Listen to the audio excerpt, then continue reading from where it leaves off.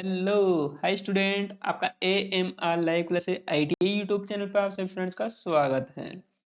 आज मैं आपके लिए लेके आया हूँ ITI सेकेंड ईयर के MCQ, जो हम निम्मी से रिलेटेड जितने भी आपके मोस्ट इंपॉर्टेंट जो MCQ जो बनते हैं वो क्वेश्चंस में आज आपको प्रैक्टिस करवाने वाला हूँ। आज का जो हम चैप्टर देखने वाले हैं वो DC जनरेटर का है। आज का लेक्चर नंबर आपका फर्स्ट है। ओके। आप अपने इस M live class IT YouTube channel को लाइक करें, शेयर करें और सब्सक्राइब जरूर करें। ओके, जिससे कि मैं तुरंत जैसे ही कोई वीडियो अपलोड करूंगा तो आपको तुरंत उसका नोटिफिकेशन मिल जाएगा और आप देखने से वंचित नहीं रहोगे और आसानी से और सबसे पहले आप उस वीडियो को देख पाओगे। तो यहाँ पे हम मोटिवेशनल के साथ में एक मोटिवेशन देना चाहूँगा फ्रेंड्स, कि जिसमें हम देखेंगे कि आपको क्यों डरे कि ज़िंदगी में क्या होगा। जैसे कोई भी अगर कोई संकट आए और आप अगर उस ज़िंदगी से क्यों डरें, क्या नाम है, आपको ज़िंदगी से डरना नहीं है। हर वक्त क्यों सोचे कि बुरा होगा आपके साथ हर वक्त, या आपको नहीं सोचना है कि आपके साथ हर वक्त क्या होगा, बुरा होगा। हो सकता है कभी ना कभी आपके साथ अच्छा भी हो। बढ़ते रहें बस मंजिलों की ओर। जो मंजिलें हैं फ्रेंड्स, जो मंजिलों की तरफ अगर आप बढ़ते रहोगे तो वहाँ से आपको कुछ मिले या ना मिले, लेकिन आप वहाँ से अपना तजुर्बा तो नया होगा। कहने का मतलब आप वहाँ से बहुत कुछ सीखोगे ज़रूर। तो आप अपनी तैयारी करते रहें और आप अपने सिलेक्शन की चिंता ना करें। अगर आप किसी भी कॉम्पिटिटिव एग्ज़ाम की अगर तैयारी कर रहे हो या IT एग्ज़ाम की अगर तैयारी कर रहे हो और आप चाहते हो कि मैं फर्स्ट रैंक आऊँ, तो आप आ सकते हो, कोई प्रॉब्लम नहीं है। क्योंकि आप अगर अच्छे से तैयारी कर रहे हो तो आप अच्छे से अपना सिलेक्शन भी ले सकते हो। और अगर आप कॉम्पिटिटिव एग्जाम में अगर कोई भी एग्जाम देना चाहते हो तो आपका सिलेक्शन श्योर होगा। तो आप यहाँ से सीखें, समझें और आगे बढ़ते रहें। कभी भी अपने को पिछले जो आपका निर्णय जो कहना मतलब अगर कोई एग्जाम खराब हो चुका तो उस पर आपको फोकस नहीं करना। अगर जो बुरा हो चुका उसको छोड़िए और आगे बढ़िए। तो आज मैं आपको जो करवाने वाला हूँ कि हम DC जनरेटर से रिलेटेड जितने भी आपके मोस्ट इंपोर्टेंट क्वेश्चंस पेपर हैं आप उनको अच्छे से पढ़ें और अपनी तैयारी अच्छे से करें। तो यहाँ पे हम जो पहला क्वेश्चन और जो ये चैप्टर है आप देख रहे हो, ये थर्ड सेमेस्टर, कहने का मतलब जब आप सेमेस्टर वाइज जब एग्जाम देते थे तब के ये क्वेश्चंस पेपर जो पहले से मेरे पास बन रखे हैं तो ये आपके लिए इंपॉर्टेंट रहेंगे। और अगर आप यहाँ पे प्रेजेंट टाइम पे अगर ITI जो कर रहे हो इसमें अब की बार जो क्या हो गया आपका ईयरली हो गया, जैसे फर्स्ट ईयर या सेकेंड ईयर। अगर आप सेकेंड ईयर में हो तो आपके लिए DC जनरेटर का जो आपके MCQ है ये बहुत ज़्यादा इंपॉर्टेंट रहने वाला है। तो आप इस AMR live class IT YouTube channel के साथ बने रहें। तो आइए स्टार्ट करते हैं आज का पहला क्वेश्चन। DC जनरेटर में X के रूप में चिन्हित भाग का नाम क्या है। जो आपका X के रूप में चिन्हित भाग है उसके बारे में आपको बताना है। तो यहाँ पे देखिए जो X के रूप में चिन्हित भाग है उसके बारे में मैं आपको दिखाना चाहूंगा। तो यहाँ पे आपका क्या देखना है, आपको एक जो डायग्राम दे रखा है वो आप इसको देखिए। देखिए जो मैं आपको जूम करके दिखाने वाला हूँ, यहाँ पे देखिए, what is the name of the part marked as X in DC generator. कहने का मतलब जो ये आपका ये DC जनरेटर है ये आपका जो ये क्या दर्शा रखा है, ये DC जनरेटर का एक पार्ट दर्शा रखा है। ओके, इस पार्ट के अंदर जो ये एक्स के रूप में ये जो चिन्हित किया गया है ये इसके बारे में पूछ रहा है कि ये कम्यूटेटर राइजर है या आर्मेचर कोर है या बर्स है या कम्यूटेटर सेगमेंट है। तो यहाँ पे आर्मेचर कोर के बारे में पूछ रहा है, बर्स के बारे में पूछ रहा है, कम्यूटेटर राइजर के बारे में पूछ रहा है या कम्यूटेटर सेगमेंट्स के बारे में पूछ रहा है। तो आप इसको देख लिए होंगे अच्छे से। यहाँ पे मैं इसको रब करके और अच्छे से एक्सप्लेन करता हूँ और आप इसको अच्छे से पढ़ें क्योंकि जितने भी क्वेश्चंस बनने हैं ये आपके एग्जाम के लिए बहुत ज़्यादा इंपॉर्टेंट रहेंगे। ओके, तो हम इसका क्या करने वाले हैं, इसका आंसर देखते हैं। जो इसका आंसर होने वाला है ये आपने इसको चित्र आसानी से देख लिया होगा। अगर मैं इसको जूम करके दिखाना चाहूँ तो आप इसको और अच्छे से जूम करके भी देख सकते हो। देखिए ये आपको क्या लग रहा है, ये आपका क्या लग रहा है, ये आप इसको ध्यान से देखें।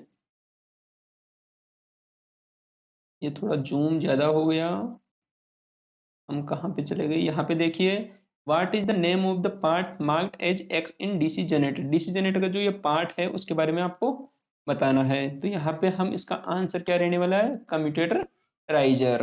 क्या रहेगा आपका, commutator riser. Option number C इसका करेक्ट आंसर रहेगा। तो आप ऐसे क्वेश्चंस पढ़ें जिससे कि आप एग्जाम में आसानी से इन क्वेश्चंस को करके आए। तो यहाँ पे आपका पहले क्वेश्चन का जो आंसर रहने वाला है ये आपका क्या रहने वाला है, यह देखिए, ये यहाँ पे आपका पहला क्वेश्चन का आंसर क्या रहने वाला है, commutator riser. Okay, commutator riser जो आपका रहेगा ये इसका आंसर रहेगा।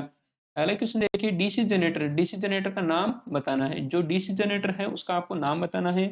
यहाँ पे भी आपको क्या देखना है, एक सिंबल देखना है।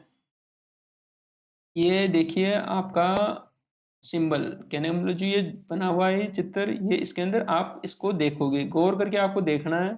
इसको मैं जूम करता हूँ और जूम करने के बाद में आपको अच्छे से इसको देख के और समझना है। यहाँ पे मैं इसको जूम कर रहा हूँ, आप ध्यान से देखें क्या आपको दिखा रखा है। ओके, यहाँ पे देखिए, इसको जूम करने के बाद में यहाँ पे आप इसका डिसीजन ले सकते हो, कहने का मतलब ये कौन सा है। यहाँ पे देखिए ये आपका क्या दे रखा है, आर्मेचर दे रखा है। ये आपकी कौन सी दे रखी है, शंट फील्ड वाइंडिंग दे रखी है। ये कौन सी है आपकी, सीरीज फील्ड वाइंडिंग है। अब ये शंट फील्ड वाइंडिंग के, ये सीरीज फील्ड वाइंडिंग क्या रह रखी है, इसके विपरीत हो रखी है। ये इस तरफ इसका तीर का निशान है और इस तरफ इसका तीर का निशान है। तो इस तीर के निशान से आप क्या समझते हो कि long shunt differential compound generator है। क्या मतलब ये जो डिफरेंशियल कंपाउंड जनरेटर है ये कौन सा है, क्या मतलब लॉन्ग शंट है। ये इसके क्या है, विपरीत है। ये जो विपरीत है, क्या मतलब ये जो आर्मेचर है, और आर्मेचर और सीरीज फील्ड वाइंडिंग क्या हो रखी है आपके श्रेणी क्रम में। तो श्रेणी क्रम में जो होता है शंट फील्ड वाइंडिंग के, तो वो तो क्या रहेगा आपका, क्या रहने वाला है, ये जो आर्मेचर और सीरीज फील्ड वाइंडिंग अगर दोनों ही किसके समानांतर में हो, शंट फील्ड वाइंडिंग के, तो शंट फील्ड वाइंडिंग के समानांतर में होगी तो वो differential long shunt compound, sorry friends, हाँ, लॉन्ग शंट कंपाउंड जनरेटर होने वाला। तो इसका आंसर क्या रहेगा आपका, ऑप्शन नंबर ए इसका करेक्ट आंसर रहेगा। यहाँ पे आप समझ गए होंगे। तो आपका जो इसमें आंसर क्या रहने वाला है, लॉन्ग शंट कंपाउंड जनरेटर। इसको अच्छे से समझ लिया होगा आपको आपने। इसका आंसर देखिए, यहाँ पे हम जो संचयी differential long shunt compound generator जो हमने बताया अभी, क्योंकि ये विपरीत दे रखा था। ओके, विपरीत के अंदर क्या होता है, ये एक दूसरे का विरोध करते हैं। क्या नाम, डीसी शंट मोटर के अंदर अगर आप आर्म ये सीरीज फील्ड वाइंडिंग को अगर सीरीज में लगाओगे और दोनों को ही क्या कर दोगे, अगर समानांतर में कर दोगे किसके, शंट फील्ड वाइंडिंग के, तो उसका करेक्ट आंसर कौन सा रहने वाला है, differential long shunt compound generator रहेगा। ओके, पहला क्वेश्चन देखिए, डीसी जनरेटर में प्रेरित इलेक्ट्रोमोटिव फोर्स की दिशा ज्ञात करने के लिए किस नियम का उपयोग किया जाता है। यहाँ पे आपको पूछा जा रहा है डीसी जनरेटर होगा, डीसी जनरेटर में प्रेरित क्या नाम, इंड्यूस्ड इलेक्ट्रोमोटिव फोर्स की दिशा ज्ञात करने के लिए किस नियम का उपयोग किया जाता है। यहाँ पे देखिए, फ्लेमिंग के दाहिने हाथ के नियम का उपयोग करते हैं। यहाँ पे मैं पूरे जो ऑप्शंस दे रखे हैं इनको पढ़ के नहीं बता रहे, क्योंकि आपका ज्यादा टाइम खराब हो सकता है। तो इससे हम डायरेक्ट क्वेश्चन से ही बात करेंगे। ओके, यहाँ पे आपको पूछा गया है कि डीसी जनरेटर, डीसी जनरेटर में क्या होता है, इलेक्ट्रोमोटिव फोर्स होता है। अब इलेक्ट्रोमोटिव फोर्स क्या करता है, वो बनाता है, क्या मतलब उत्पन्न करता है। अब डीसी जनरेटर अगर वोल्टेज बना रहा है, तो वहां पे जो इलेक्ट्रोमोटिव फोर्स क्या नाम, जो उत्पन्न हो रहा है विद्युत वायुमंडल की अगर दिशा ज्ञात करनी है, तो वहां पे कौन सा नियम लगाओगे, यहाँ पे फ्लेमिंग के दाहिने हाथ के नियम का आप यूज करते हो। अगर आप डीसी मोटर की बात करते हो, डीसी मोटर क्या करता है, उसके अंदर चुंबकीय क्षेत्र की हम दिशा ज्ञात करने के लिए क्या करते हैं, फ्लेमिंग के बाएं हाथ का नियम का ही उपयोग करते हैं। डीसी मोटर और डीसी जनरेटर का आप जरूर ध्यान रखें। डीसी मोटर में तो क्या करते हैं हम, यांत्रिक ऊर्जा के नाम मतलब क्या करते हैं, बनाते हैं और उसको इलेक्ट्रिकल सप्लाई हम देते हैं। डीसी मोटर की हम बात करें, डीसी मोटर में क्या करते हैं, हम सप्लाई देते हैं। तो सप्लाई जो विद्युत ऊर्जा को क्या कर रहा है, वो यांत्रिक ऊर्जा में कन्वर्ट करता है। और डीसी जनरेटर क्या करता है, ये इलेक्ट्रिकल एनर्जी बनाता है। कहने का मतलब, इसका क्या मतलब हुआ, जब आप इसको किसी में रोटेशन है, मतलब अगर आप कोई मोटर या इसको यांत्रिक ऊर्जा दोगे, यांत्रिक ऊर्जा दे करके इससे क्या बनाते हो, आप वोल्टेज बनाते हो। तो वोल्टेज जो बनाते हो वो आपका क्या रहने वाला है, इंड्यूस्ड इलेक्ट्रोमोटिव फोर्स क्या हो रहा है, वो उत्पन्न हो रहा है। तो उसकी हम क्या करते हैं, दिशा ज्ञात करने के लिए कौन सा नियम यूज करते हैं, फ्लेमिंग के दाहिने हाथ का नियम का हम यूज करते हैं। क्वेश्चन समझ में आ गया होगा। पहले क्वेश्चन देखिए, डीसी जनरेटर में उत्पन्न इलेक्ट्रोमोटिव फोर्स की गणना करने के लिए किस सूत्र का उपयोग करते हैं। ये क्वेश्चन आपके लिए एग्जाम के लिए बहुत ज्यादा इंपॉर्टेंट रहने वाला है। तो यहाँ पे आपको बताना है कि जो उत्पन्न हुआ इलेक्ट्रोमोटिव फोर्स ईएमएफ, क्या लिखते हैं हम इसको, ईएमएफ, क्या लिखते हैं हम इसको, ईएमएफ। ईएमएफ बराबर क्या होने वाला है आपका, उत्पन्न इलेक्ट्रोमोटिव फोर्स। तो यहाँ पे देखिए 5 into Z into N upon 60 गुना पी बटेवा ए। यहाँ पे आपका फॉर्मूला कौन सा रहेगा, 5 into Z into N upon 60 गुना पी बटेवा ए, इसका फॉर्मूला ये करेक्ट होगा। ओके, तो तो यहाँ पे क्वेश्चंस का आपको आंसर पता चल गया है। तो यहाँ पे इसका आंसर क्या रहने वाला, ऑप्शन नंबर सी। ये जो ऑप्शन नंबर, ये थोड़ा ध्यान से देखिए, क्योंकि यहाँ पे ये जो सारणी बन रखी है ये इस तरीके से, ये ऑप्शन नंबर ए है, ये ऑप्शन नंबर बी है, ये ऑप्शन नंबर सी है और ऑप्शन नंबर ये डी है। तो यहाँ से आप ऊपर से जब देखेंगे देखोगे तब आपको पता चलेगा, क्योंकि मैंने ऊपर से आपको स्टार्टिंग में जब दिखाया था तब उस टाइम पे आप इसको अच्छे से देख सकते थे। ओके, तो यहाँ पे अगला क्वेश्चन की बात करते हैं हम। इलेक्ट्रोमोटिव फोर्स की गणना करने का सूत्र क्या होता है। जो इलेक्ट्रोमोटिव फोर्स जो उत्पन्न हो रहा है विद्युत वाहक बल, अगर हम उसकी गणना करते हैं तो उसके अंदर कौन सा हम फॉर्मूला यूज करते हैं। क्या मतलब यहाँ पे इलेक्ट्रोमोटिव फोर्स की गणना करने की बात कर रहा है। इलेक्ट्रोमोटिव फोर्स की गणना करने, अगर ये डीसी जनरेटर होता तो डीसी जनरेटर के अंदर क्या होता है, यहाँ पे ध्यान दें। डीसी जनरेटर की हम बात करते हैं ईजी, हम डीसी जनरेटर के अंदर जो उत्पन्न हुआ विद्युत वाहक को हम कैसे लिखते हैं, ईजी। ईजी बराबर क्या था, V plus armature current into armature का प्रतिरोध। आर्मेचर का क्या होता है, प्रतिरोध होता है। और यहाँ पे आपको जो जनरेटर का नहीं पूछा, यहाँ पे किसका पूछा है, मोटर का पूछा है। तो बैक ईएमएफ ईबी बराबर क्या होता है, V minus armature current into armature का प्रतिरोध। यहाँ पे आपका जो करेक्ट आंसर रहने वाला है वो कौन सा रहेगा, ऑप्शन नंबर सी। ईबी बराबर क्या है, V minus armature current into armature का प्रतिरोध। यहाँ पे इसकी इकाई क्या होती है, वोल्ट होती है। यहाँ तक आपको समझ में आ गया होगा। तो हम अगले क्वेश्चन पे चलते हैं। देखिए अगला क्वेश्चन आपका क्या रहने वाला है, जरा ध्यान दें। जितने भी क्वेश्चन है ये आपके एग्जाम के लिए बहुत ज्यादा इंपॉर्टेंट रहेंगे। यहाँ पे देखिए, डीसी जनरेटर में एक्स के रूप में चिन्हित भाग का नाम बताना। ये जो डीसी जनरेटर है, डीसी जनरेटर का आपको क्या दे रखा है, आपको चित्र दे रखा है। तो हम वो देखते हैं कि आपको क्या दे रखा है। यहाँ पे देखिए, मैं इसको जूम करता हूँ, ये सारणी में बना हुआ है, तो थोड़ा आपको यहाँ पे देखने के लिए, दिखाने के लिए यहाँ पे मेरे को ऐसे करना पड़ रहा है। यहाँ पे हम इसको जूम करते हैं। ये देखिए, आप इसका नाम अच्छे से देखिए। What is the name of part marked x in DC generator. ये जो डीसी जनरेटर का क्या दे रखा है, आपको एक पार्ट दे रखा है। ओके, और ये क्या दे रखा है, यहाँ पे देखिए ये एक पोल है। तो ये जो है ये किसके आकृति का है, ये क्या मतलब, ये जो आपको दे रखा है ये पार्ट, ये एक शूज क्या मतलब जूते के समान है। तो ये आपका क्या रहने वाला है, पोल शू। यहाँ पे आपका आंसर क्या रहने वाला है वो देखते हैं। पोल शू हम इसको बोलेंगे। यहाँ पे आपने इसको अच्छे से देख लिया होगा। तो हम आगे चलते हैं। यहाँ पे थोड़ा टाइम लगेगा क्योंकि हम इसको अच्छे से समझ रहे हैं। यहाँ पे आपने जो देखा सर्किट के अंदर, या जो आपने डायग्राम जो देख के आ रहे हो उसमें क्या लिखा हुआ था कि डीसी जनरेटर एक्स के रूप में चिन्हित, जो एक्स के रूप में जो चिन्हित हो रखा था उसका क्या नाम दे रखा था, वो पोल शू था। जो अभी मैंने बताया कि यहाँ पे वो जूते के समान दिखता है। तो यहाँ पे इसका आंसर क्या रहने वाला है, पोल शू या पोल शू। ऑप्शन नंबर इसका डी इसका करेक्ट आंसर होगा। यहाँ पे देख ले, अगला क्वेश्चन की हम बात करते हैं। डीसी जनरेटर का नाम क्या है। जो आपको डीसी जनरेटर एक दे रखा है उसका आपसे नाम पूछा जा रहा है। तो यहाँ पे हम देखेंगे उसका चित्र जो कैसा आपको दिखा रखा है। यहाँ पे थोड़ा ध्यान दें और कोई भी क्लास छोड़ के ना जाए, क्योंकि आपके लिए ये क्लासेस बहुत ज्यादा इंपॉर्टेंट रहेगी। यहाँ पे देखिए, ये जो चित्र दे रखा है, what is the name of the DC generator. DC generator का आपको ये पूछा जा रहा है। तो यहाँ पे मैं इसको जूम करके आपको दिखाने की कोशिश करता हूँ।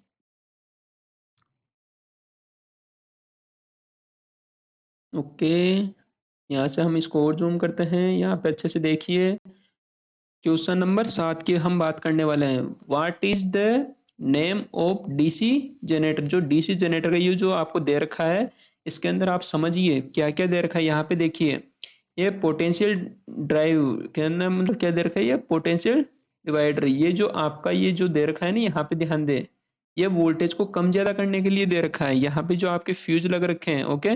और मैंने आपको एक्सप्लेन किया था जब आप क्लास में थे, उस टाइम पे मैंने बताया था कि प्लस और माइनस, या हम जो स्विच लगाते हैं वो दोनों पे लगाते हैं। जो अगर आपकी डीसी सप्लाई होगी तो डीसी सप्लाई में आप क्या करोगे, प्लस और माइनस दोनों पे आप सप्लाई देते हो। और दोनों पे ही सप्लाई के साथ साथ में आपको प्रोटेक्शन भी देनी होती है। जो यहाँ पे हमने यूज किया है क्या, फ्यूज। फ्यूज क्या, प्लस और माइनस दोनों पे हम फ्यूज लगाते हैं। यहाँ पे देखिए, फ्यूज लगाने के बाद में आप क्या कर रखे हो, इसको मैं रब करता हूँ।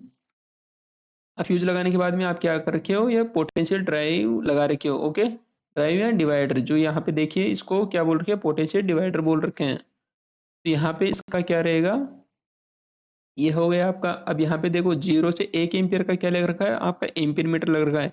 ये F1 और F2, यहाँ पे ये कौन सी है, आपकी फील्ड वाइंडिंग है। तो फील्ड वाइंडिंग को हम क्या कर रखे हैं, यहाँ पे सप्लाई दे रखे हैं पोटेंशियल ड्राइव या डिवाइडर से। हम क्या करके बाहर से डीसी सोर्स, हम यहाँ पे देखिए डीसी सोर्स सप्लाई दे रहे हैं। तो ये जो सप्लाई दे रहे हैं किसको दे रहे हैं, फील्ड वाइंडिंग को दे रहे हैं। और फील्ड वाइंडिंग के आगे क्या लग रखा है, आर्मेचर।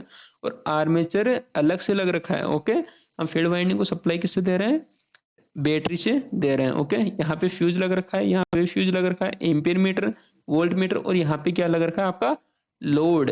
तो यहाँ पे आपको क्या समझ में आ रहा है कि ये क्या है, सेपरेटली एक्साइटेड डीसी जनरेटर की बात की जा रही है। ओके, तो यहाँ पे हम इसका आंसर देखते हैं। यहाँ पे मैं इसको जूम आउट या जूम इन करता हूँ। देखिए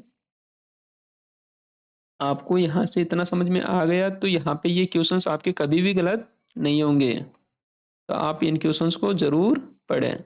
यहाँ पे हम जो बात कर रहे थे डीसी जनरेटर का, जो आपको क्या दिखा रखा था, नाम दिखा रखा था। ओके, नाम या आपको जो सर्किट यहाँ पे बना हुआ हमने देखा भी, सेपरेटली एक्साइटेड, वो अलग से उत्तेजित उत्तेजित जनरेटर था। कौन सा था, सेपरेटली एक्साइटेड डीसी जनरेटर था। तो यहाँ पे इसका आंसर क्या रहने वाला, ऑप्शन नंबर डी इसका करेक्ट आंसर होगा। यहाँ पे अगला क्वेश्चन देखिए, जनरेटर द्वारा किस ऊर्जा को विद्युत ऊर्जा में परिवर्तित किया जाता है। डीसी जनरेटर होता है, डीसी जनरेटर द्वारा किस ऊर्जा को, ये थोड़ा ध्यान दिए यहाँ पे, किस ऊर्जा को विद्युत ऊर्जा में परिवर्तित किया जाता है। तो यहाँ पे आपका आंसर कौन सा रहने वाला है, यांत्रिक ऊर्जा को। जो डीसी जनरेटर को हमने अभी एक्सप्लेन किया था, हाँ, कि जो हम डीसी जनरेटर को यांत्रिक ऊर्जा देंगे तो वो क्या करेगा, आपको आउटपुट में इलेक्ट्रिकल एनर्जी देगा। तो यहाँ पे आप कौन सी ऊर्जा को कन्वर्ट कर रहे हो, यांत्रिक ऊर्जा को या मैकेनिकल ऊर्जा को किस में कन्वर्ट कर रहे हो, इलेक्ट्रिकल ऊर्जा में कन्वर्ट कर रहे हो। यहाँ पे अगला क्वेश्चन देखिए, डीसी जनरेटर जो है उसका फील्ड का नाम क्या है। जो आपको एक फील्ड पोल का क्या दे रखा है, एक चित्र दे रखा है, या यहाँ पे उसका देखिए, उसको देखिए अच्छे से देखोगे तब आपको पता चल जाएगा क्या दे रखा है आपको यहाँ पे। ओके, मैं इसको क्या करता हूँ, जूम इन करता हूँ, ये आपको दिख गया। ओके, यहाँ पे हम थोड़ा आगे पीछे भाग गए, तो हम इसको वापस लेके आते हैं यहाँ पे।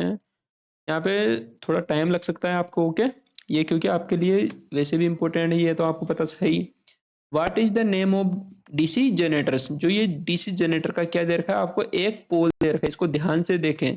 अब यहाँ पे आप क्या कर रहे हो, यहाँ से देखो, ये जो वायर है इनपुट ऐसे गया, इसके नीचे से घूम के आया और फिर से वापस आ रहा है, फिर से घूम के जा रहा है। तो यहाँ पे कौन कौन सी वाइंडिंग हो रखी है, एक सीरीज फील्ड वाइंडिंग हो रखी है और एक शंट फील्ड वाइंडिंग हो रखी है। लेकिन यहाँ पर जो इनका मैग्नेटिक या जो इसका तीर का निशान है, इसको थोड़ा ध्यान से देखिए, ये किस तरफ है, ये एक ही साइड में है। ये तीर का निशान देखिए, इन सभी में तीर का निशान देखो, यहाँ पे भी इस तरफ है, इसमें भी इस तरफ है।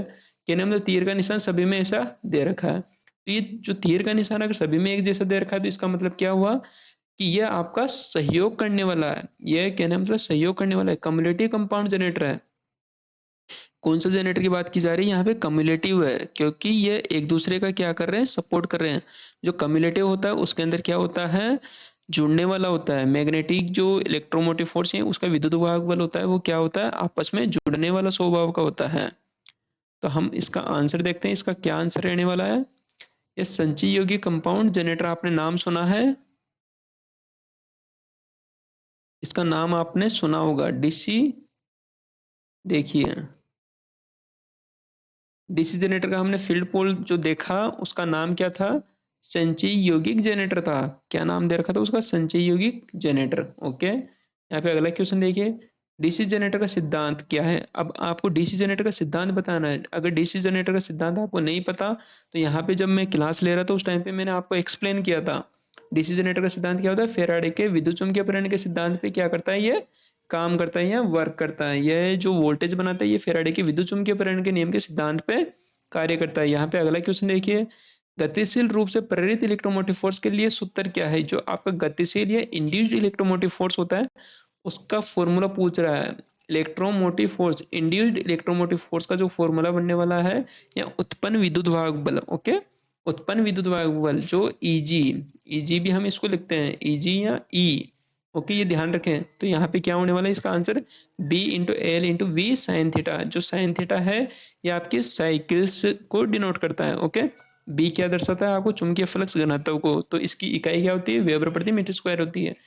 एल क्या होती है यहाँ पे, चालक तार की लंबाई, और वी क्या होता है उसका क्षेत्रफल, क्रॉस सेक्शनल एरिया होता है। ओके, वो किस तरफ से कितना एरिया कवर करके वहां पे कितना वोल्टेज आपके लिए बना रहा है। ओके, तो यहाँ पे इसका आंसर कौन सा रहने वाला है, option number C, option number C. Okay, तो हम मिलते हैं अपने नेक्स्ट क्लास में। जो अब तक मैंने जो पढ़ाया, अगर ये आपको समझ में आया और अगर क्लास पसंद आई हो और आप आगे भी ऐसी वीडियो चाहते हो इससे रिलेटेड, तो मैं आगे कंटिन्यू बना दूंगा।